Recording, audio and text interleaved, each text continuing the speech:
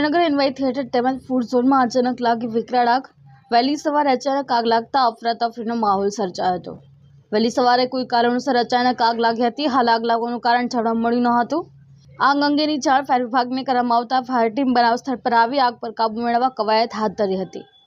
વહેલી સવારે આશરે 4 વાગ્યાની અરસામાં આગ લાગી હોવાનું પ્રાથમિક અનુમાન જણાઈ રહ્યું છે।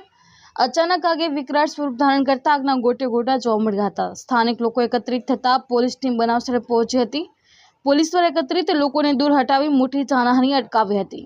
ફાયર વિભાગ દ્વારા ભારે જહેમત બાદ ફાયર ટીમે આગ પર કાબુ મેળવ્યો હતો। હાલ આગ લાગવાનું કારણ કે નુકસાનીનો આંકડો જાણવા મળેલ નથી। Kalpesh Vadher, GA news, Surendranagar.